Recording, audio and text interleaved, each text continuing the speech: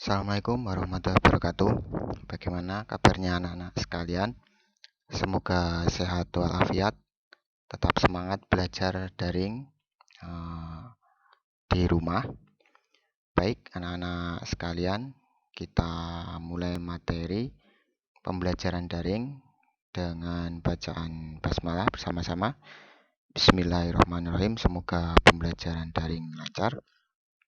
Baik, kita akan membahas tentang faktor-faktor interaksi sosial kelas 1 semester 1 yang pada pertemuan awal kita pernah membahasnya di materi interaksi sosial, tetapi kita perdalam untuk faktor-faktor terjadinya interaksi sosial. Tujuan pembelajarannya yaitu untuk menjelaskan faktor-faktor interaksi sosial. Nah, kita mulai. Faktor-faktor apa yang mendasari interaksi sosial? Nah, anak-anak bisa melihat di video. Di situ ada 4, yaitu ada imitasi, sugesti, dan identifikasi, dan simpati. Nah, kita bahas satu persatu. Kita mulai dengan faktor imitasi. Ya, faktor imitasi. Ada seorang ahli berpendapat, yaitu Gabriel Tarde, bahwa seluruh kehidupan sosial itu sebenarnya berdasarkan faktor imitasi. Nah, tetapi pendapat ini ternyata itu kurang tepat atau berat sebelah, karena peranan imitasi dalam interaksi sosial itu tidak kecil. Contohnya misalnya bagaimana seorang anak belajar berbicara. Nah, awalnya ia mengimitasi dirinya sendiri, kemudian ia mengimitasi kata-kata dari orang lain. Ia mengartikan kata-kata juga karena mendengarnya dan mengimitasi penggunaan dari orang lain.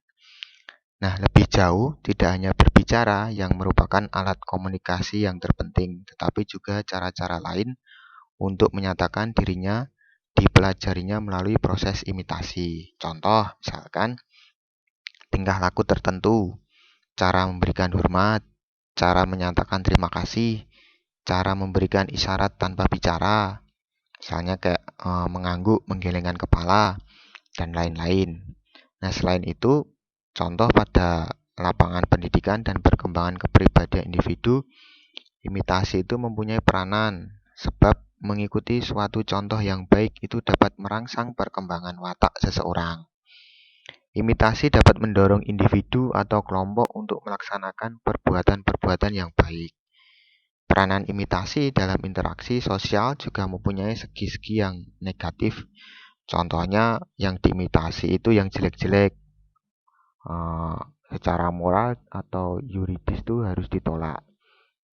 Nah, apabila contoh demikian yang diimitasi orang banyak, proses imitasi itu menimbulkan suatu kesalahan, bisa kesalahan dari individu maupun kolektif atau kelompok yang jumlahnya besar.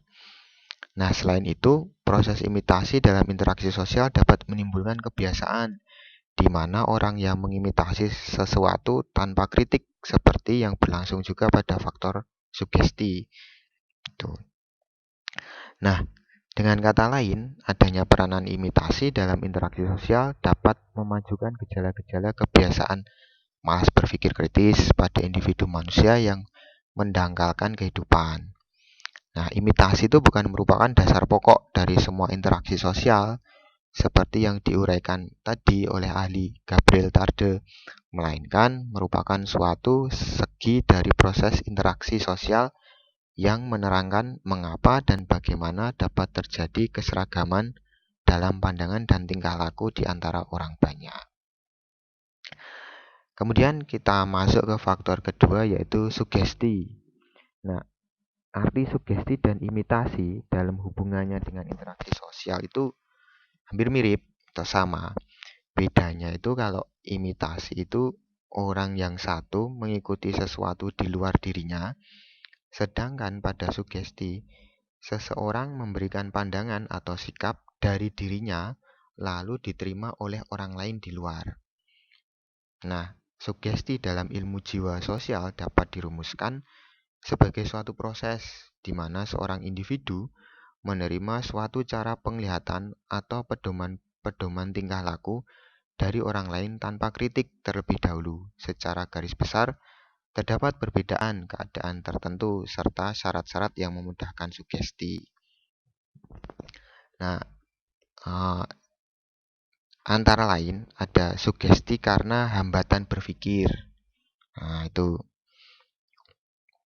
Jadi, dalam proses sugesti itu terjadi gejala bahwa orang yang dikenalinya mengambil alih pandangan-pandangan dari orang lain tanpa memberikan pertimbangan-pertimbangan kritik terlebih dahulu. Itu mengalami hambatan berpikir. Kemudian sugesti karena keadaan pikiran terpecah-pecah. Nah, jadi selain dari keadaan ketika pikiran dihambat karena kelelahan atau karena rangsangan emosional, nah sugesti itu terjadi pada diri seseorang apabila ia mengalami pikiran terpecah-pecah dalam pikirannya. Tuh. Misalnya orang yang bersangkutan menjadi bingung karena ia dihadapkan pada kesulitan-kesulitan hidup yang terlalu kompleks bagi daya emosionalnya. Kemudian sugesti karena otoritas atau prestis. Nah, jadi cenderung menerima pandangan-pandangan atau sikap-sikap tertentu apabila pandangan atau sikap tersebut dimiliki oleh para ahli dalam bidangnya. Nah, sehingga dianggap otoritas pada bidang tersebut memiliki prestis sosial yang tinggi. Sugesti karena mayoritas. Nah, ini cenderung menerima pandangan atau ucapan yang didukung oleh mayoritas, walaupun bisa jadi pandangan dalam mayoritas itu salah. Kemudian sugesti karena will to believe. Nah, ini sugesti justru membuat sadar akan adanya sikap-sikap dan pandangan-pandangan tertentu pada orang-orang. Nah, dengan demikian, yang terjadi dalam sugesti itu adalah diterimanya suatu sikap pandangan tertentu karena sikap pandangan itu sebenarnya sudah terdapat dalam dirinya, tetapi dalam keadaan terpendam. Itu. Nah, dalam hal ini sugesti akan diterima tanpa pertimbangan lebih lanjut karena pada diri pribadi orang yang bersangkutan sudah terdapat suatu kesediaan untuk lebih sadar dan yakin akan hal-hal di sugesti itu yang sebenarnya sudah terdapat dalam dirinya. Kemudian ada faktor identifikasi. Nah, identifikasi itu istilah psikologi dari Sigmund Freud. Istilah identifikasi timbul dalam uraian Freud mengenai cara-cara seorang anak belajar norma-norma sosial dari orang tuanya. Dalam garis besarnya itu, anak itu belajar menyadari bahwa dalam kehidupan terdapat norma-norma dan peraturan-peraturan yang sebaiknya dipenuhi dan ia pun mempelajarinya yaitu dengan dua cara utama. Pertama, ia mempelajari karena didikan orang tuanya yang menghargai tingkah laku wajar yang memenuhi cita-cita tertentu dan menghukum tingkah laku yang melanggar norma-normanya. Nah, lambat laun anak itu memperoleh pengetahuan mengenai apa yang disebut perbuatan baik, apa yang tidak baik. Gitu. Nah,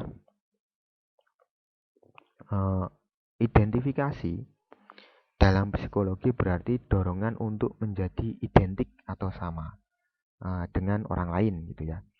Nah, kecenderungan ini bersifat tidak sadar bagi anak dan tidak hanya merupakan kecenderungan untuk menjadi seperti seseorang secara lahiriah saja, tetapi secara batin juga bisa. Artinya, anak itu secara tidak sadar mengambil alih sikap-sikap orang tua yang diidentifikasinya, yang dapat ia pahami norma-norma dan pedoman-pedoman tingkah lakunya sejauh kemampuan yang ada pada anak tersebut.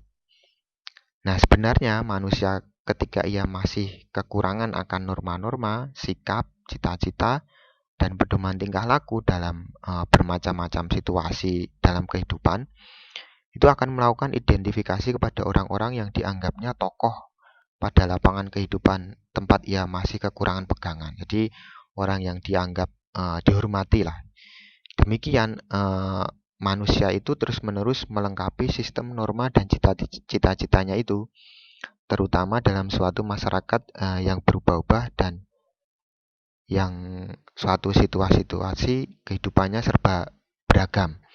Ikatan yang terjadi antara orang yang mengidentifikasi dan orang tempat identifikasi merupakan ikatan batin yang lebih mendalam daripada ikatan antara orang yang saling mengimitasi tingkah lakunya.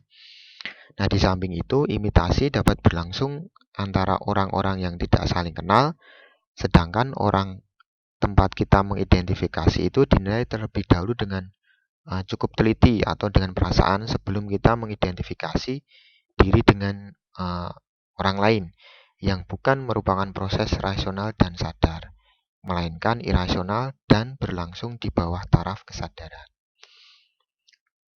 Kemudian yang terakhir, faktor simpati.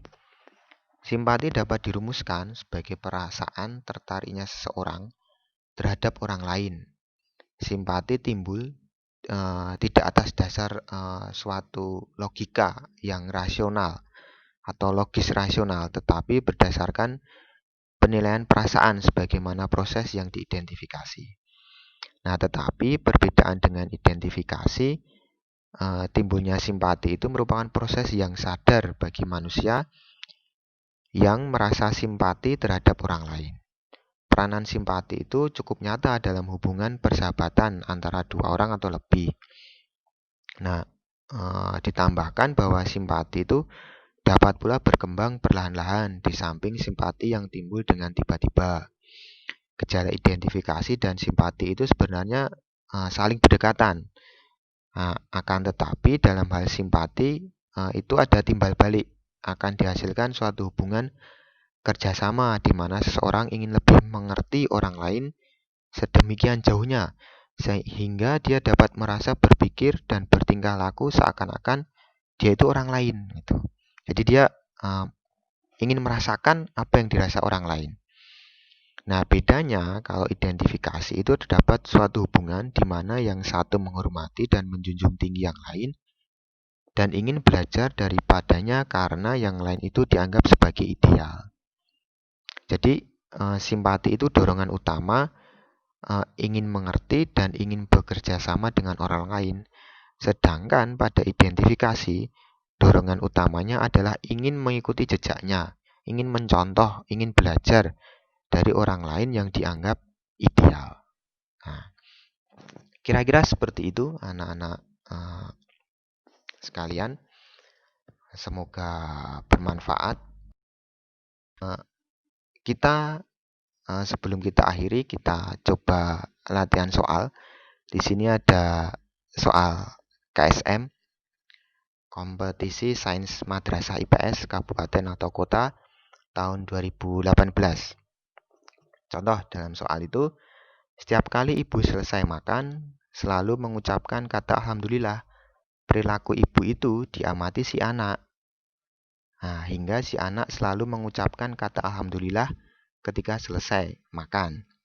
Nah, perilaku ini masuk kategori A. Replikasi, B. Adaptasi, C. Repetisi, D. Imitasi. Jelas ya? Jawabannya adalah imitasi.